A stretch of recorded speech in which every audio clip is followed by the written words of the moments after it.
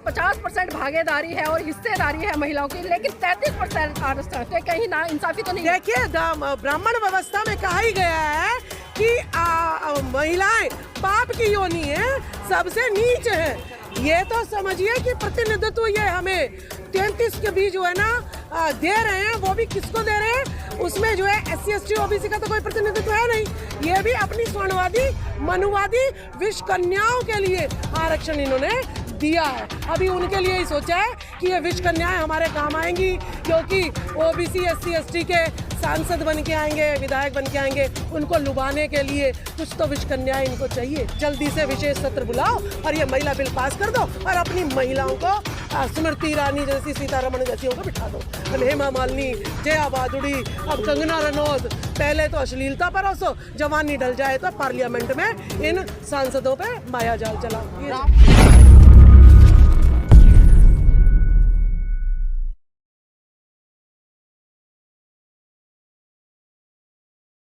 आज जिस तरह से सत्यशोधक समाज 155वीं जयंती मना रहा है, तो क्या लगता है जो OBC समाज के लोग हैं वो ज्योतिबा फुले और राष्ट्रपिता सावित्रीबाई फुले कितना समझ रहे हैं? देखिए, अब जो है जागरूकता बहुत ज़्यादा बढ़ रही है।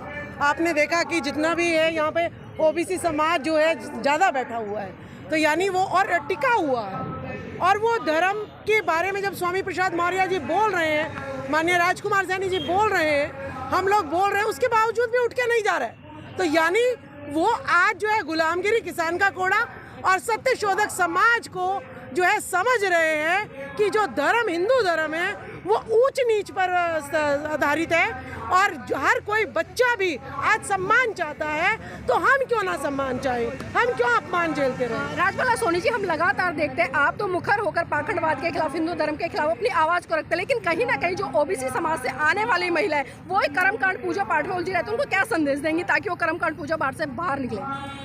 देखिए, मैं तो अभी स्वामी प्रसाद मौर्य जी ने कहा कि एक तरफ मंदिर की घंटी और एक दिन तरफ जो है स्कूल की घंटी, और स्कूल की घंटी सुन के जो माँ बाप अपने बच्चों को भेजेगा वो doctor, engineer, professor, lecturer, scientist, clerk, चपड़ासी सब बनेगा, लेकिन अपने घर की गरीबी तो दूर करेगा। लेकिन अगर जो मंदिर पर 7 पीढ़ियां दफना दो, लेकिन तुम लोग बाहर भीख ही मांगते रह जाओगे और जो है कभी भी अपने घर भी नहीं बना सकते, छत भी नहीं बना सकते। 1927 में परम पूज्य बाबा साहब ने मनुस्मृति का दहन किया, लेकिन उससे पहले सबसे पहले जो आंदोलन किया वो राष्ट्रपिता ज्योतिबा फुले ने किया। तो क्या बात है कि आज उनको मानने वाले लोग कहीं ना कहीं गणेश चतुर्थी मना रहे हैं, जय जयकार कर रहे हैं, और कहीं ना कहीं हम देख रहे हैं कि जिस तरह से अभी नवरात्रे का सीजन आएगा और अभी जो कावड़ यात्रा उसमें लिप्त है OBC समाज, तो उसको बाहर निकालने के लिए देखिए ये षड्यंत्र है। आप देखिए, सावित्रीबाई फुले जी ने प्रथम जो स्कूल बनाया उसको खंडर बना दिया, उसके सामने गणेश जी का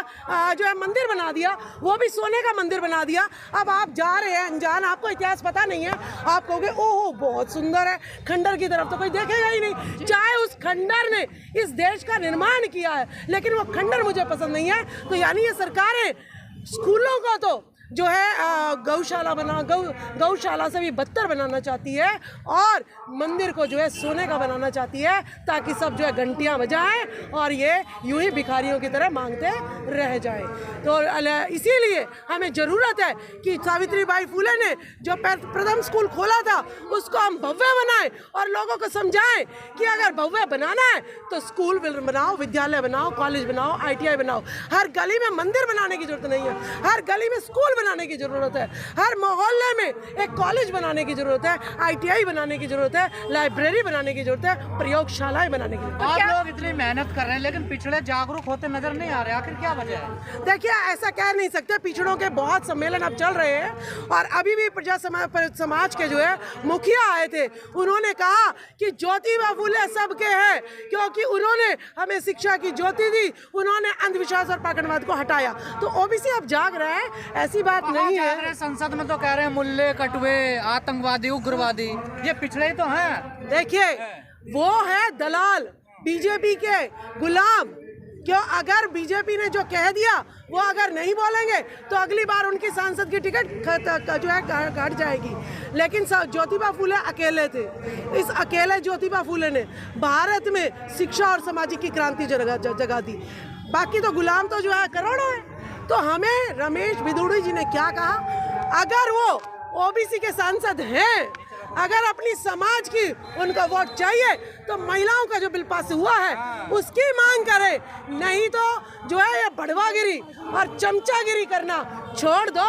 काशीराम जी ने चमचागिरी जो है युग लिख के किताब लिख रखी है कि जितने चमचे हैं ये इस बहुजन समाज की गले काट रहे हैं, ऐसे गले काट महिला आरक्षण पे नहीं बोले वो कि पिछड़ी महिलाओं को आरक्षण दो, कोटे में कोटा। उनकी औकात है भाई। बीजेपी के क्या है वो, आरएसएस मनुवादियों के क्या है वो, एक सांसद ही तो हैं, टिकट भी उन्होंने भीख में दे रखी है।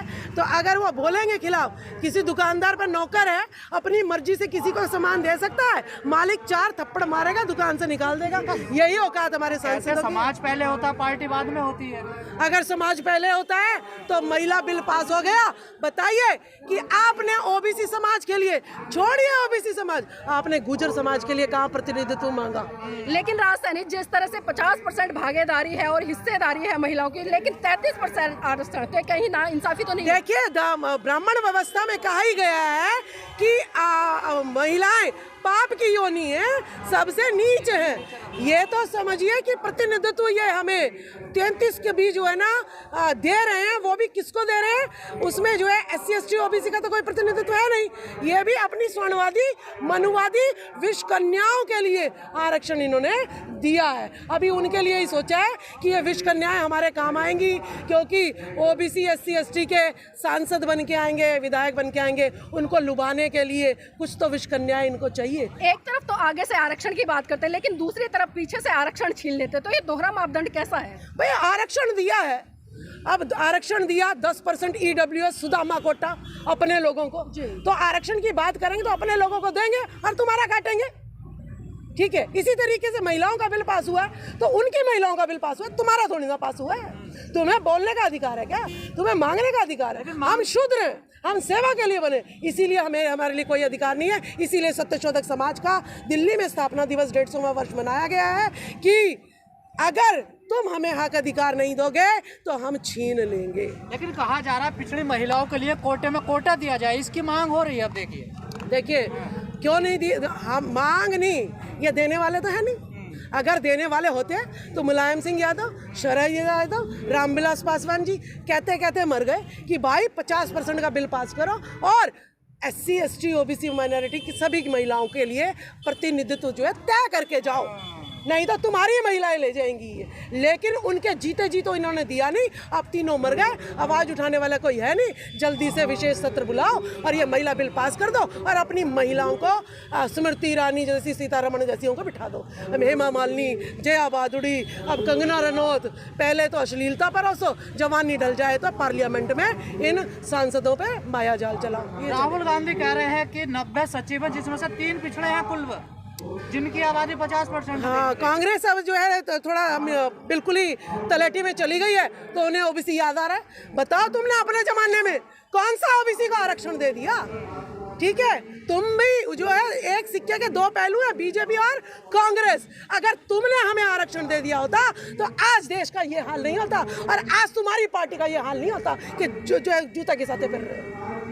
तो क्या पिछड़ों की इतनी बड़ी आबादी है, उनको अधिकार नहीं मिलना चाहिए? उस पर बात क्यों नहीं होती? हिंदू मुस्लिम हिंदू राष्ट्र की बात कर रहे हैं। देखिए, उनको बिल्कुल भी ये अधिकार देना नहीं चाहते। अगर 52% 1931 में जो था वर्ग, वो आज अगर गिनती कराओगे तो 62% मिलेगा और SC ST समाज 22.5% है। 90% लोग अगर एक हो गए तो इन्हें तो देश छोड़ना पड़ जाएगा।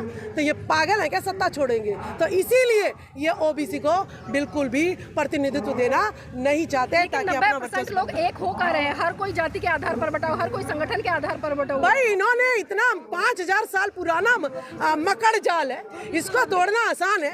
आज मेरे ये सोशल मीडिया जो मेरा बंधु आया है, ये आज हमारी आवाज़ पहुंचा रहा है, ये गाँव की आवाज़ पहुंचा रहा है, ये महिलाओं की आवाज़ पहुंचा रहा है। तो आज हमारी आवाज़ पहुंच सोच रही है ना।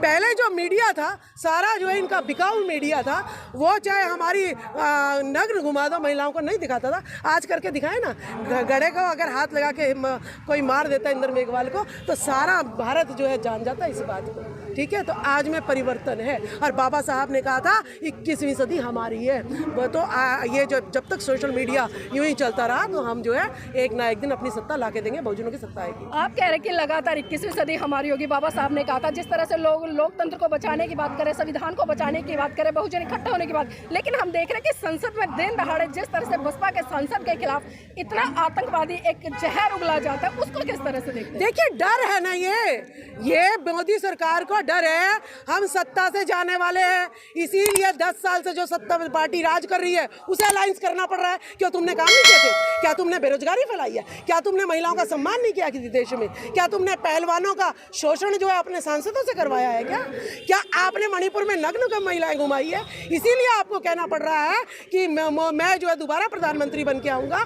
क्या इसीलिए आपको अपने नूह मेवात में हिंदू मुसलमान के दंगे, मणिपुर में दंगे जो है आदिवासियों के साथ कराने पड़ रहे हैं? क्योंकि आपको पता है कि अगर हिंदू मुस्लिम का मुद्दा, भारत पाकिस्तान का मुद्दा नहीं छेड़ेंगे तो हम सत्ता में आने वाले नहीं है। इसीलिए ये डर सता रहा है, इसीलिए ओबीसी को आगे करे जा रहा है। चाहे नूह मेवात का मोनू यादव हो, बिट्टू जो है पंचाल हो, और चाहे अरुण सैनी स्वामी प्रसाद मौर्य पे जूता फेंकने वाला हो, और चाहे फरीदाबाद में ओबीसी का हो ये, और जो है रमेश बिदुड़ी जी हो, इन्हीं के हाथ में जो है धर्म की लड़ाई करने के लिए भाईचारे से भिड़वा दिया है। तुम कहाँ हो? तुम अगर सच्चे नफरत अभी तक गाँव में, शहर में, ट्रेन में, स्कूल में देखने को मिलती थी, अब तो संसद भवन तक पहुँच गई है ये। देखिए यानी संसद भवन तक पहुंच गई तो इनका मतलब इनके यहाँ पे तलवार अटक गई है। पहले हमारे थी, अब इनके पे तलवार अटकी हुई है। भाई संसद में ही कहलवाएंगे तब जाके देश सुनेगा। नीचे तो अरे नफरत, इनकी जो शहनशाही नफरत वही तो टिकी हुई है। जिस दिन इन्होंने भाईचारा बना दिया, 90% समाज इकट्ठा हो गया तो इनको तो देश छोड़ना पड़ जाएगा। जैसे इनके पूंजीवादी लोग लाखों लाखों करोड़ों रुपया लेके भाग गई है तो ऐसे इनको भी भागना पड़ जाएगा। संसद में कोई कार्रवाई नहीं हुई अभी तक, देखी भाई जब बुलवाया सरकार जिसकी उसी ने तो बुलवाया है। वो अपने सांसद पे अगर कोई कार्रवाई कर देंगे तो दूसरा सांसद थोड़ा ना बोलेगा इनके। अभी तो चुनाव 2024 में बहुत दूर ही है, हिंदू मुसलमान और करवाना है अभी तो फिर वो बकरे कहाँ से लाएंगे, ये गुलाम कहाँ से लाएंगे? तो क्या लगता है 2024 का जो चुनाव मुद्दों पर नहीं सांप्रदायिकता पर होने वाले हैं इस बार? हमें तो ऊंची जाति का लेके भागे। 2024 के चुनाव है वो मुद्दों पर नहीं सांप्रदायिकता पर होने वाले हैं। देखिए शुरू में भी धर्म के नाम पे था और अब भी धर्म के नाम पर ही है। तो ये जो है कोई मुद्दे नहीं है, इन्हें मुद्दे लूटना था जितना देश को वो लूट रहे हैं सारी पार्टियां, मनुवादी पार्टियां। तो हमें जो है सिर्फ और सिर्फ भाईचारा बनाना है, अपनी एकता बनानी है, सर्व समाज को इकट्ठा होना है। 90% वोट हमारे हैं तो यानी हमारा ही प्रधानमंत्री, सत्ता शासन हमारा ही होना चाहिए। हिंदू राष्ट्र में अपनी स्थिति कहाँ पाते हैं? हमें ओबीसी में आरक्षण चाहिए, सिर्फ बीजेपी के एक सांसद ने बोला, जनरल मंत्री की बगावत होगी अगर महिलाओं को, पिछड़ी महिलाओं को आरक्षण नहीं दिया कोटे में। अब उमा भारती जी अब आप बोल रही हैं, पहले कहाँ थी आप? ठीक है, तो वही बात है, हिंदू राष्ट्र में हम जो है सबसे नीचे पायदान पे शूद्र। मुझे तो नहीं चाहिए हिंदू राष्ट्र, मुझे तो संविधान चाहिए। मैं सबके बराबर हूँ, अगर मैं पढ़ गई हूँ तो मैं अगर कमा रही हूँ तो मैं सबके बराबर हूँ। मुझे ना चाहिए हिंदू राष्ट्र। सेकुलर सोशल से मिटा दिया है संविधान से। देखिए संविधान क्या, इन्होंने तो गौतम बुद्ध को भी देश से भगा दिया था, लेकिन क्या भाग गए क्या? हैं, कण कण में बुद्ध है, कण कण में संविधान है, ठीक है, कण कण में सम्राट अशोक और चंद्रगुप्त महान है। किस किस को निकाल लोगे? खुदेंगे, जितना खोदोगे वही निकलेगा, तो कुछ नहीं। लेकिन अवशेष निकलने के बावजूद भी ये लोग हिंदू मंदिर बना देते हैं। ऐसा है, बनाने तो सारे मंदिरों को स्कूल बना देंगे, क्यों चिंता करते हो? इन्हें मजदूरी करने दो ना, कुछ तो काम करके जाएंगे और सेवा के लिए इनको बिठाएंगे नौकर, हम इनसे पैर दबवाएंगे और अपना काम करवाएंगे।